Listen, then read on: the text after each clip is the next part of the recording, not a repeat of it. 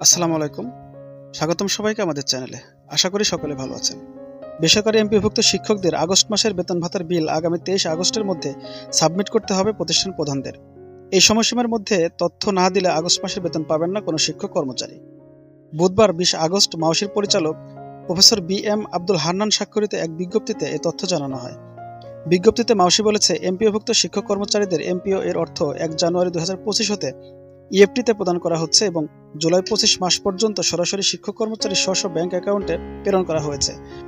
August ২০২৫ মাস হতে MPO এর অর্থ ইএফটিতে প্রেরণের ক্ষেত্রে প্রতিষ্ঠান প্রধান কর্তৃক মাস ভিত্তিক এমপিওভুক্ত জনবলের বিল সাবমিট করার ব্যবস্থা অনলাইনে যুক্ত করা হয়েছে। এক্ষেত্রে প্রতিষ্ঠান প্রধান তার প্রতিষ্ঠানের এমপিও সংক্রান্ত কাজের জন্য ব্যবহৃত আইডি এবং পাসওয়ার্ড ব্যবহার করে ইএমআইএস সিস্টেমের এমপিও ইএফটি মডিউলে লগ ইন করে বিল সাবমিট করতে হবে।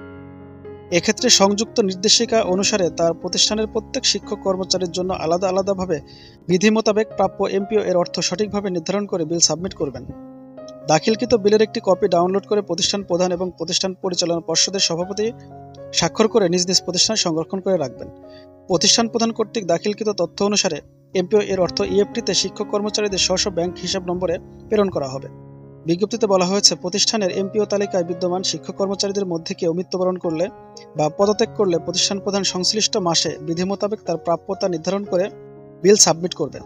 এছাড়া সাময়িক বরখাস্ত, অনুমোদনহীন অনুপস্থিতি বা অন্য কোনো কারণে বিধি মোতাবেক কোনো শিক্ষক কর্মচারীর আংশিক বা সম্পূর্ণ বেতন কর্তন অথবা বন্ধ করার প্রয়োজন হলে প্রতিষ্ঠান প্রধান বিল সাবমিট অপশনে তা উল্লেখ করবেন। শিক্ষক কর্মচারীর এমপিও এর অর্থ ইএফটিতে প্রেরণের ক্ষেত্রে প্রতিষ্ঠান প্রধানের দাখিলকৃত তথ্য চূড়ান্ত হিসেবে বিবেচিত হবে।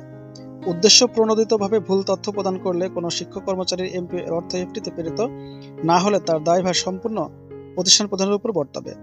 উল্লেখ্য, প্রতি মাসে যথাসময়ে প্রতিষ্ঠান প্রধান অনলাইনে বিল সাবমিট না করলে শিক্ষক কর্মচারীদের এমপিও এর অর্থ ইএফটিতে প্রেরণ করা হবে না।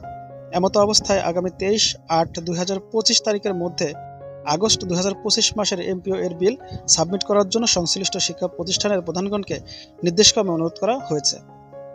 সুপ্রিয় দর্শক, এই ছিল বিস্তারিত।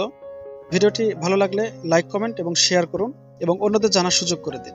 সকলে ভালো থাকুন, সুস্থ থাকুন। আল্লাহ হাফেজ।